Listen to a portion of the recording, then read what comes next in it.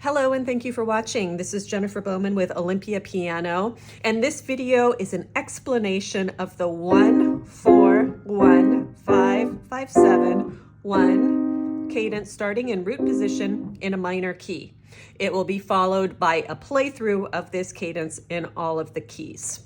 A cadence is a chord progression that comes at the end of a phrase, end of a section, end of a piece. So it's good to practice cadences just to get them under our fingers, but also it's required in all sorts of examinations and tests. So it's also good to practice it for that reason. So let's go ahead and get started.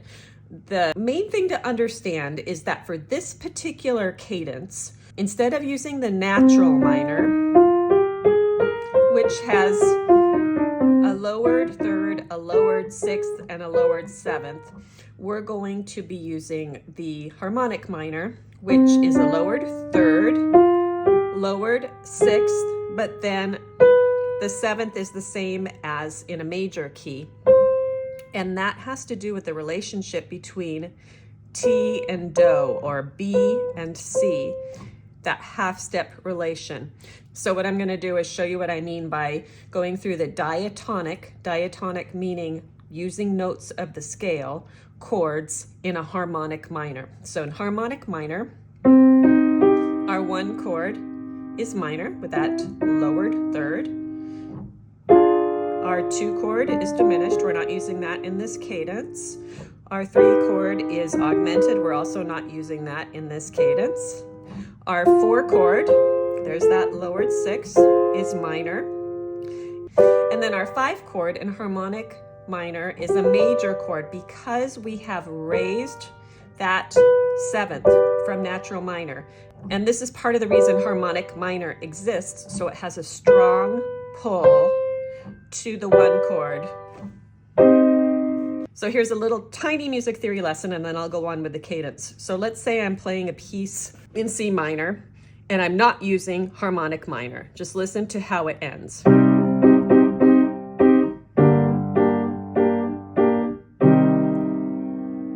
Sounds pretty final, but if I use the harmonic minor, which would mean a major five chord, major dominant chord, listen to this.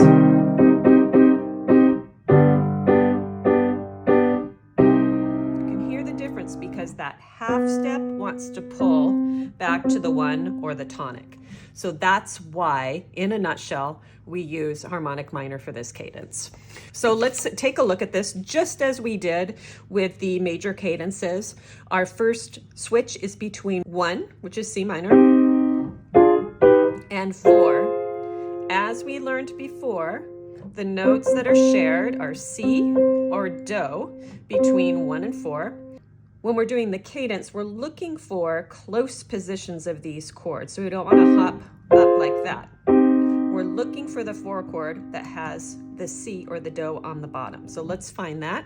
Here's our root position 4 chord. C's on the top. First inversion, C's in the middle.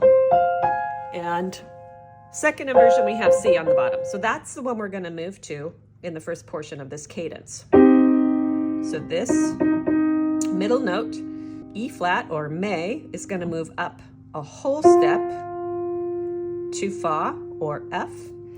The top note, G or So, is going to move up a half step to A flat or Lay. All right?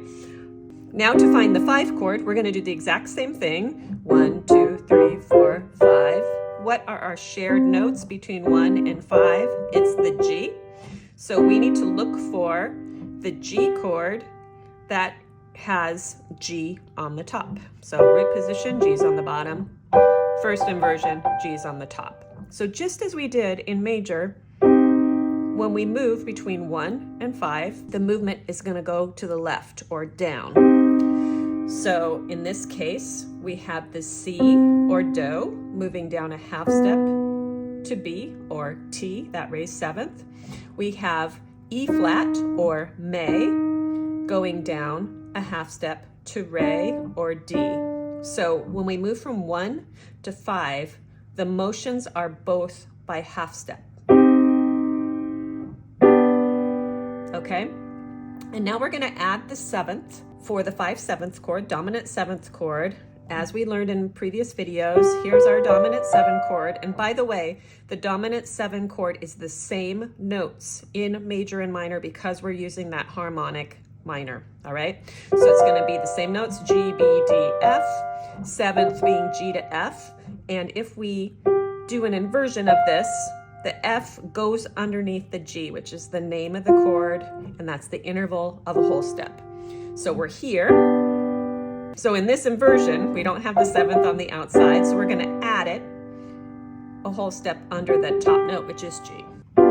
So when we move back, first we do T to Do, so half step on the bottom, B to C, D and F are gonna kind of squeeze in and resolve on E flat. I'm gonna encourage you to think about Fa, or the 7th, moving down a whole step to resolve, because we're doing 2 versions of this cadence and one of them has just a 3-note 7th chord, whereas in major they both moved in by half steps. In this case, only the T Do is a half step and the other one is a whole step. All right, so now let's go over the fingering.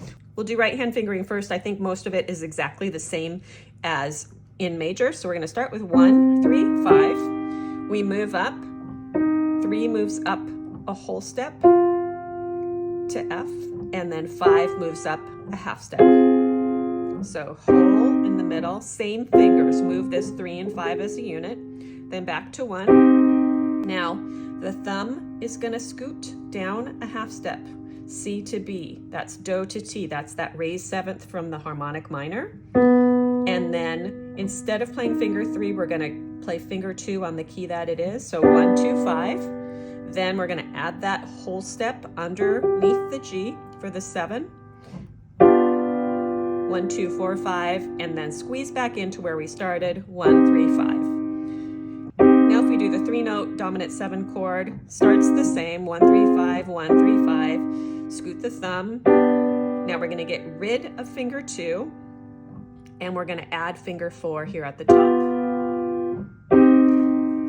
Now let's take a look at that fingering in the left hand. We'll start with 5, 3, 1, then we're gonna play 2 where it is, scoot the thumb up half step for the minor 4 chord, and then scoot back down, thumb scoots, and then you play 3, which is sitting on this E flat or May here, back to 1. Now here is the place where the left hand, 3 and 5, move as a unit. This works really well because both fingers move down a half step to B, D, G. Then we're gonna add that 7th here, and if you like, you can switch this to finger 4. I think that's a little more comfortable.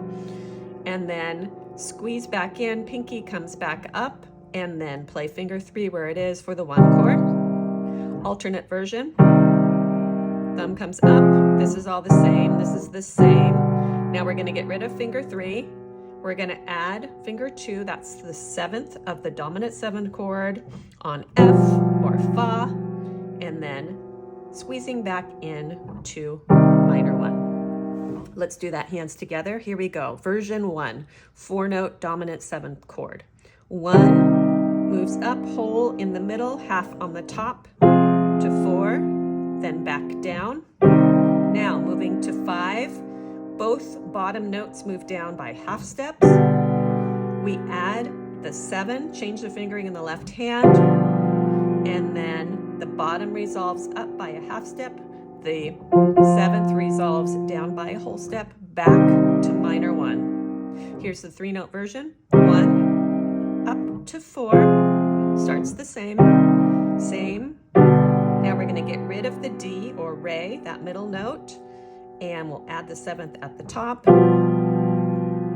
7th resolves down a whole step to minor 1, and bottom note comes up by a half step. That's your T, Do.